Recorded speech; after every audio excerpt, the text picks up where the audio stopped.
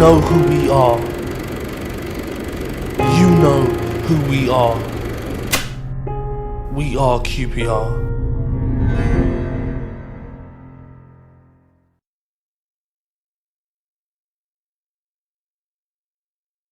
The 1966-67 season has gone down in folklore as one of the greatest seasons in the history of Queen's Park Rangers. This five-part series will look at what happened during this great season for the club. QPR were an ambitious third division club who had come close to promotion multiple times, but after the sale of the great Brian Bedford, Rangers went through a bit of a rebuild and we just missed out on promotion in 1965, finishing in third place. But the arrival of Rodney Marsh had brought a lot of excitement, with the charismatic forward scoring 8 goals in his first 16 games for QPR. The pick of those games was a 6-1 win over Millwall, who had just finished above Rangers in second place. But Marsh's performance that day did not get the reaction he had hoped for. My first home game, we played Millwall. We smashed 6 goals past them. And I was brilliant.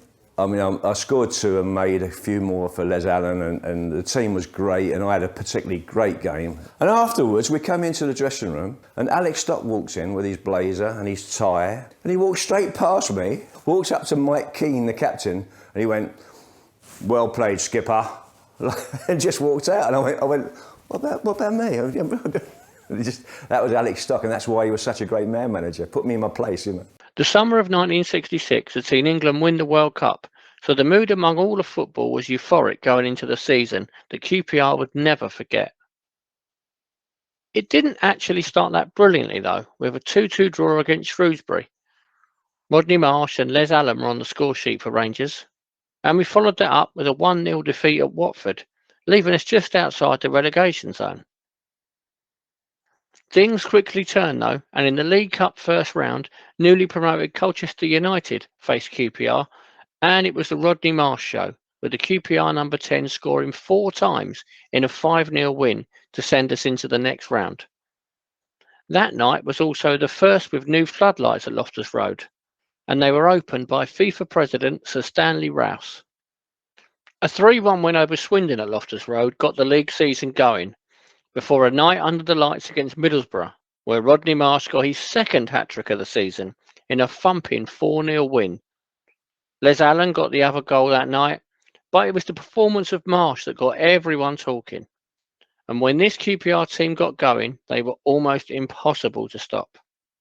A Jim Langley penalty and a goal from Ian Morgan ensured that we left local rivals Reading with a point before the second round of the League Cup saw Rangers draw at Aldershot, setting up a replay at Loftus Road. But what followed was a week that would turn a lot of heads as QPR began to run riot. On a beautiful late summer's day in West London, we faced Doncaster at home, and it was the first time that season that manager Alex Stock could field his strongest team, and what a team it was. We had Peter Springett in goal, who had been the main QPR keeper for 5 seasons, playing over 160 times for the club. Tony Hazel was at right back. He joined the club as a 15-year-old and spent 10 years at the club, making over 400 appearances. At left back was Jim Langley, who spent most of his career at Fulham, winning 3 England caps before he joined Rangers in 1965. He was in his mid-30s at the time, but he still had loads to offer. Captain Mike Keane spent a decade at the club, playing over 400 times for Rangers, scoring 45 goals.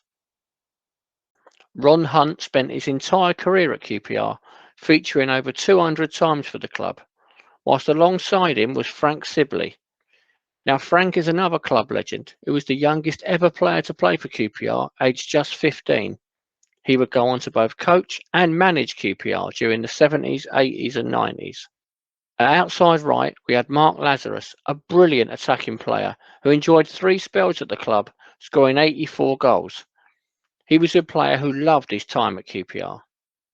QPR, I know that success, you know, everybody wants to talk to you, and we had so much success there. But it wasn't that. It was just the club was a good guy. I mean, the chairman, from the chairman downwards, everybody enjoyed themselves. And the chairman used to take us out to dinner of a night, proud to. Let's go into this restaurant. And we'd all be sitting down there, and people used to flock over to us for our autographs and all that. But everybody down the line, just a super little club, super little club. Inside right was Keith Sanderson, who joined QPR in 1965, and he was a hard-working player for the team. Here's Rodney Marsh talking about Keith's vital input that season. It was just great to be part of it. We had players in the team that could have only have played for QPR, probably before and since. And I'm thinking of somebody specifically, a guy called Keith Sanderson, who nobody has heard of, probably never heard of before, and nobody's ever heard of since. But he got so little credit for what he did. He was, I think he was from Cambridge University. He wasn't a full professional player, and yet he was one of the fittest footballers I've ever seen in my life. And he just ran up and down the pitch, game after game after game, and actually did all my donkey work.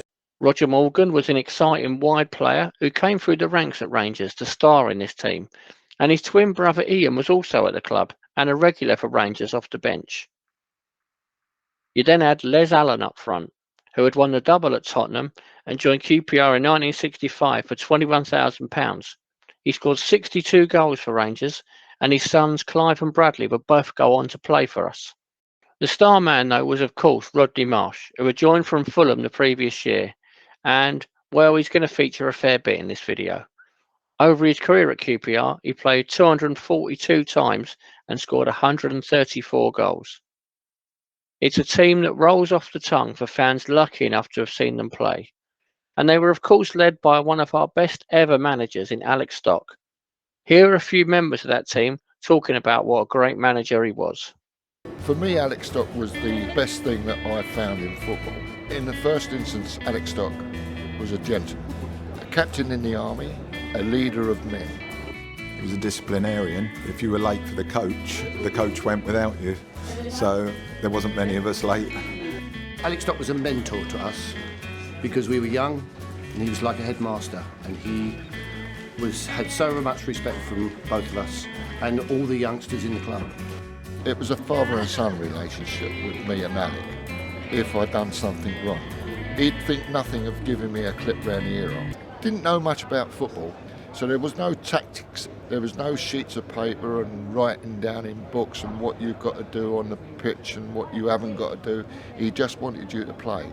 Very much wanted to play young players in the first team. He was honest and you knew where you stood with him. He'd tell you to your face if he needed to tell you anything. People ask me about the number 10 shirt and the number 10 legacy. That wasn't Rodney Marsh, really. That was Alex Stock. When I signed, Alex Stock walked me out onto the pitch, put his arm around me and he said, I want you to score goals, I want you to make goals, and if you don't, you'll be out. You will be my number 10. And for the next 7 years at QPR, Alex Stock never called me Rodney, he never called me Marsh, he just called me, he's number 10.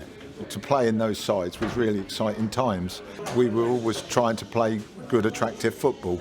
You know, we were never defensive, we were always attacking, and that came through from the side of the 60s, 67s in the League Cup final.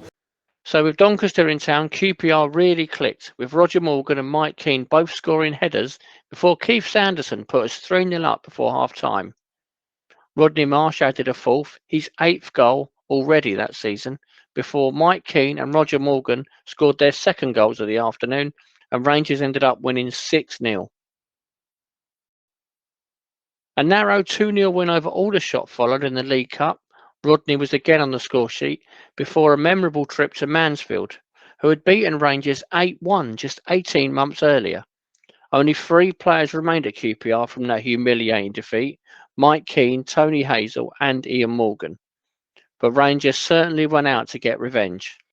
Mark Lazarus missed the game as it was Jewish New Year, so both Morgan twins started the game, but it didn't affect things as QPR ripped their opponents apart.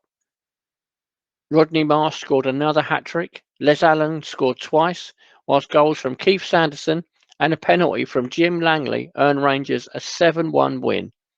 Legend has it that Mike Keane missed a late sitter which would have equalled Rangers' humiliating defeat. The games were coming thick and fast as we travelled to Middlesbrough on the Monday and earned a 2-2 draw with Rodney Marsh and the returning Mark Lazarus on the scoresheet. As September ended, Rangers sat in the automatic promotion places in second place. 4 wins, 3 draws and 1 defeat from the opening 8 league games of the season. Rodney Marsh sat as the club's top goal scorer with 9 league goals and 5 goals in the League Cup. Les Allen had 5 goals, whilst Mark Lazarus had scored 4. It had been an exciting start to the season for Rangers. I hope you enjoyed this video. If you did, give us a like and subscribe to the channel.